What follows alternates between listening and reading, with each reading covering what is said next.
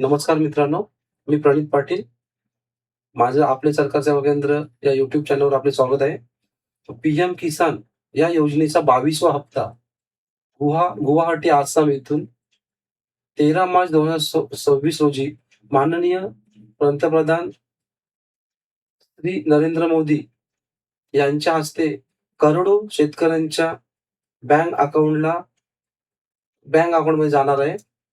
सगळ्यात महत्त्वाचे म्हणजे प्रत्येक शेतकऱ्याचा बँक अकाउंट हा आधारशी संलग्न असला पाहिजे. नाहीतर आपल्याला हे पैसे आपल्या खात्यामध्ये जमा होऊ शकत नाहीत. तर ते पहिलं चेक करायचं आहे. दुसरा गोष्ट म्हणजे बऱ्याचशा शेतकऱ्यांचे पैसे जमा होत नाहीत. तर ते आपण घरी बसून सुद्धा कसं चेक करायचं, हे आपल्याला आज या व्हिडिओत मी दाखवणार आहे. असेच नवीन-नवीन व्हिडिओ पाहण्यासाठी माझ्या चॅनलला सबस्क्राईब करा, लाईक करा, ऑल बटन प्रेस करायला विसरू नका. कारण असेच नवीन-नवीन योजनांचे व्हिडिओ मी आपल्यासाठी आणणार आहे. ते तुम्हाला सर्वात प्रथम दिसतील. तर चला बघूया बँक सीडिंग आणि तुमचे पैसे का येत नाहीत, हे आपण या व्हिडिओच्या माध्यमातून सोप्या पद्धतीने बघणार आहोत. चला बघूया. मित्रांनो, पी-एम किसान या योजनेबद्दल 2 गोष्टी मी आपल्याला सहज व सोप्या पद्धतीने कशा चेक करायच्या मी दाखवणार आहे. सर्वात महत्त्वाचं म्हणजे आपला बँक अकाउंट आपल्या आधारशी संलग्न असायला पाहिजे. ते कसं चेक करायचं व दुसरं पी-एम किसानची लॉग इन करून जे काही प्रॉब्लेम झाले आहे, ते कसे चेक करायचे, हे मी आपल्याला दाखवणार आहे. सर्वात प्रथम आधारची बँक सेटिंग आपल्याला चेक करायची कशी, ते दाखवत आहे. सर्वात प्रथम आपल्याला आपल्या Google Chromeवर जायचं आहे. इथे UIDची साईट टाकायची आहे.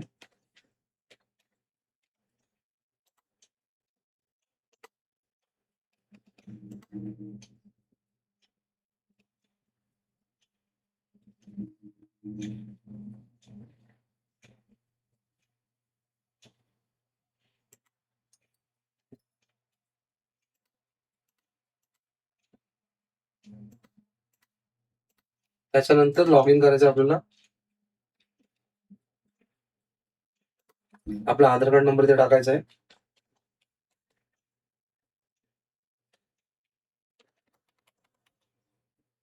कॅप्चा टाकायचा आहे इथे.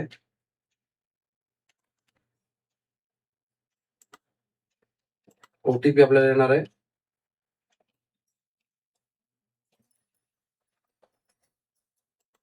आपल्या मोबाईलला एक मेसेज येणार आहे. तो मेसेज आपल्याला टाकायचा आहे.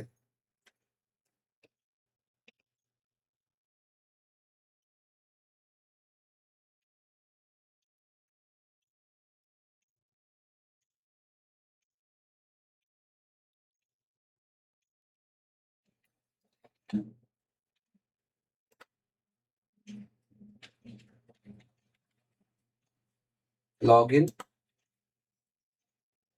हे बघा, हे माझ्या आधारचे लॉग इन झालेले आहे. इथे ऑप्शन आहे बघा, बँक सीडिंग स्टेटस. आता आपण पाहू शकता इथे आलेले congratulation your Aadhaar bank mapping has been done. आता हा माझा आधार कार्ड नंबर आहे, हे माझ्या बँकेचं नाव आहे आणि स्टेटस आहे बघा. इथे स्टेटस ऍक्टिव्ह असायला पाहिजे. जेव्हापर्यंत हा स्टेटस ऍक्टिव्हेट नसेल, तेव्हापर्यंत तुमचे कोणत्याही योजनेचे पैसे आपल्याला मिळू शकत नाहीत. त्याच्यामुळे हा महत्त्वाचा मुद्दा आहे, की आपलं आधार कार्ड कोणत्याही एका बँकेशी संलग्न असायला हवं. त्याला बँक सीडिंग म्हणतात आणि बँक सीडिंग नसेल, तर तुमचे पी-एम किसानचे पैसे जमा होऊ शकत नाहीत. त्याच्यामुळे सर्वात प्रथम ही गोष्ट चेक करा, की तुमच्या आधार कार्ड सोबत कोणता अकाउंट लिंक आहे ते. हे नसेल, इनॅक्टिव्हेट असेल, तर तुमचे पैसे जमा होणार नाहीत. दुसरी महत्त्वाची गोष्ट म्हणजे आता आपण पी-एम किसानची लॉग इन करून बघणार आहोत, की आपण चेक करू शकतो तिथे, की काय प्रॉब्लेम झालेला आहे ते. आता मी माझी स्वतःची लॉग इन करून दाखवतो आपल्याला. हे बघा, असा एक पोर्टल ओपन होईल पी-एम किसान. इथे आहे बघा, इथे न्यू फॉर्मर रजिस्ट्रेशन सुद्धा आहे आणि दुसरं आहे नाव युअर स्टेटस. म्हणजे आपला पी-एम किसान योजनेबद्दल जे काही स्टेटस आहे ते आपण इथे चेक करणार आहोत. आता इथे आपल्याला बघा, नाव युअर रजिस्ट्रेशन नंबर. जर तुम्हाला तुमचा रजिस्ट्रेशन नसेल तुमच्याकडे, तर आपण इथून तो रजिस्ट्रेशन काढायचा आहे. त्याच्यामुळे इथे पहिला क्लिक करा. त्याच्यानंतर इथे 2 ऑप्शन आहेत बघा. ते शोधण्यासाठी मोबाईल नंबर तुम्ही सुद्धा टाकू शकता किंवा आधार कार्ड नंबर सुद्धा टाकू शकता. मी तुम्हाला आधार कार्डने तो नंबर कसा शोधायचा दाखवत आहे बघा.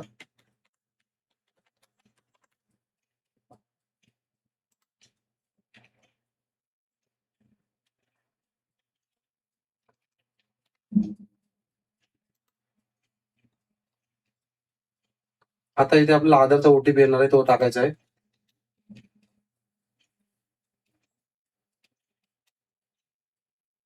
जो सुद्धा आधारला आपला मोबाईल नंबर लिंक असेल, त्याचा ओटीपी टाकायचा आहे. सगळ्यात महत्त्वाची अजून एक गोष्ट म्हणजे तुमचा आधार कार्डला मोबाईल नंबर लिंक असणे खूप गरजेचं आहे. बऱ्याचशा योजना त्या ओटीपीवर अवलंबून असतात. त्या तुम्हाला तिथे टाकणं खूप आवश्यक आहे. तुम्हाला त्या ओटीपी टाकायचा आहे इथे. ओटीपी टाकल्यानंतर मित्रांनो, ओटीपी टाकल्यानंतर हा बघा, हा तुमचा पीएम किसानचा रजिस्ट्रेशन नंबर आहे. हा तुम्ही कॉपी किंवा नोट करून ठेवा. कारण खूप महत्त्वाचा नंबर आहे हा. हा नंबर नसेल तर तुम्ही तुमचं हे चेक करू शकत नाही. आता आपण पाहूया स्टेटस काय आहे ते. पूर्ण साइडवर जायचं पीएम किसानच्या. तुम्हाला जर नवीन रजिस्ट्रेशन कसं करायचं याबद्दल माहिती हवी असेल, तर मला कमेंटमध्ये नक्की तू सांगा. मी त्याची सुद्धा एक व्हिडिओ तुम्हाला बनवून टाकेल, की नवीन फार्मर रजिस्ट्रेशन कसं करायचं ते. पीएम किसानचं रजिस्ट्रेशन कसं करायचं ते. आता आपला रजिस्ट्रेशन नंबर आपण कॉपी करायचा इथे टाकायचा आहे. त्याच्यानंतर कॅप्चा भरायचा इथे.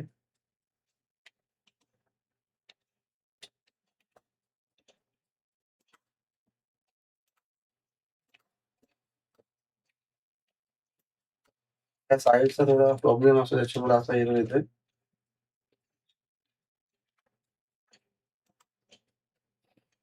हे बघा इथे ओटीपी आपल्याला गेलेला आहे मोबाईलवर. ते ओटीपी टाकायचे आहे.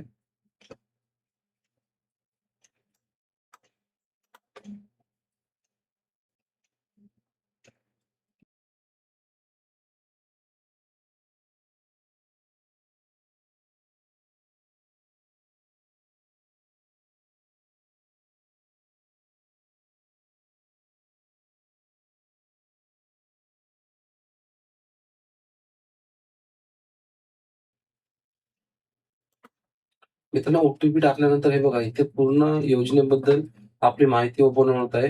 हा रजिस्ट्रेशन नंबर, डेट रजिस्ट्रेशन कधी रजिस्टर केलेलं आहे, फार्मर इन्फॉर्मेशन, ॲड्रेस, हा मोबाईल नंबर आहे. आता हे बघा, आता इथे बघा मी ही योजना 2020 नंतर बंद केलेली आहे. त्याच्यामुळे बघा आता हा एक ऑप्शन आहे लँड सीडिंग. लँड सीडिंग म्हणजे तुमच्या जमिनीची किंवा सातबाऱ्याची माहिती तुम्ही इथे दिलेली नाही आहे. ती तुम्हाला तिथे देण्यासाठी आपला सातबारा 8 नवीन फेरफार व आधार कार्डची झेरॉक्स, रेशन कार्डची झेरॉक्स, हे सर्व झेरॉक्स कॉपी आपल्याला तहसील ऑफिसमध्ये द्यायचं आहे. तहसील ऑफिसमध्ये पीएम किसान ह्या साठी एक अधिकारी नेमलेला असतो. त्या अधिकाऱ्याकडे आपल्याला ह्या लँड सीडिंगची माहिती टाकण्यासाठी एक फोटोकॉपीचा संच त्यांच्याकडे द्यायला लागणार आहे. आता बघा ही ई-के-वाय-सी ही माझी ओके आहे. आधार बँक अकाउंट सेटिंग सुद्धा ओके आहे. ई-के-वाय-सी कशी करायची हे तुम्हाला सी सेंटरला जाऊन करायला लागेल. कारण त्या सी-एस-सीच्या लॉगिनमधूनच ही ई-के-वाय-सी होते. म्हणजे सी-एस-सीचा युजर पासवर्ड त्याच्याकडे असणे गरजेचं आहे. ते तुमच्याकडे नसेल तर तुम्ही कोणत्याही सी-एस-सी सेंटरला जाऊन ही ई-के-वाय-सी करू शकता. आता हा लँड सीडिंगचा ऑप्शन तुम्ही ऑनलाईन नसल्यामुळे तो तुम्हाला तहसील ऑफिसमध्ये जाऊन करायला लागेल. त्याच्यानंतरच्या योजनेचे पैसे तुमच्या अकाउंटला येतील.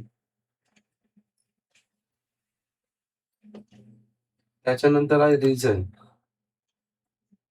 ओके.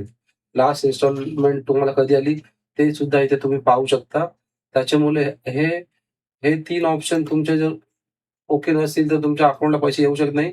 त्याच्यामुळे तुम्ही हे लँड सीडिंग, ई-के-वाय-सी, आधार बँक अकाउंट सीडिंग ह्या तिन्ही ऑप्शन महत्त्वाचे आहेत. ते तुम्हाला व्यवस्थित करून घ्यायलाच लागतील. त्याच्यानंतरच तुमचे पीएम किसानचे पैसे जमा होणार आहेत. त्याच्यामुळं सगळ्यात महत्त्वाचं आहे आपण लॉग इन करून आपण चेक करा, की आपला प्रॉब्लेम कुठं झालेला आहे तो. आणि शेतकऱ्यांसाठी अजून महत्त्वाची सूचना म्हणजे प्रत्येक शेतकऱ्यांनी फार्मर आयडी काढून घ्या. कारण फार्मर आयडी शिवाय ही योजना तुम्हाला लागू होऊ शकत नाही. फार्मर आयडी सुद्धा तुम्हाला कोणत्याही सी सेंटरला जाऊनच अप्लाय करायला लागेल. कारण त्याच्यासाठी सी आयडी व पासवर्ड लागतो. त्याच्यानंतरच तुम्ही फार्मर आयडी नोंदणी करू शकता. फार्मर आयडी काढल्यानंतर कमीत कमी 10 ते 15 दिवसानंतर आपला आयडी जनरेट होतो. तो आयडी आपण जपून ठेवा. कारण त्या आयडीमुळेच आपल्याला बऱ्याचशा शेतीच्या स्कीम लागू होणार आहेत किंवा आपण त्यास पात्र होणार आहोत. त्याच्यामुळे सगळ्यात महत्त्वाचं फार्मर आयडी तुम्ही बनवून घ्या. फार्मर आयडी नसेल तर या योजनेचा सुद्धा तुम्ही लाभ घेऊ शकत नाही. कारण फार्मर आयडी म्हणजे तुमचा आधार कार्ड सोबत एक तुमच्या सातबाऱ्याची जी पण काही माहिती आहे ती त्याच्याशी लिंक होते. त्याच्यामुळे फार्मर आयडी खूप महत्त्वाचा आहे. त्याच्याने तुमच्या कोणत्याही योजनेचा लाभ घेण्यास सोयीस्कर होईल. त्याच्यामुळे सर्वात प्रथम तुम्ही जाऊन फार्मर आयडी बनवून घ्या. खूप सोप्या पद्धतीमध्ये मी आपल्याला ह्या ह्या योजनेबद्दल माहिती सांगितलेली आहे. बँक अकाउंट सीडिंग कसा चेक करायचा आणि ह्या योजनेचा सर्व माहिती कशी चेक करायची ती. त्याच्यामुळे तुम्हाला कोणत्याही प्रकारची अडचण येणार नाही. जर हा व्हिडिओ तुम्हाला आवडला असेल तर लाईक करा. माझ्या चॅनलला सबस्क्राईब करा व ऑलचे बटन दाबायला विसरू नका. कारण असेच माझे नवीन-नवीन व्हिडिओ आपल्यापर्यंत पोहोचण्यास मदत होईल आणि जो सुद्धा मी व्हिडिओ बनवेल तो तुमच्यापर्यंत लवकरात लवकर पोहोचेल. धन्यवाद.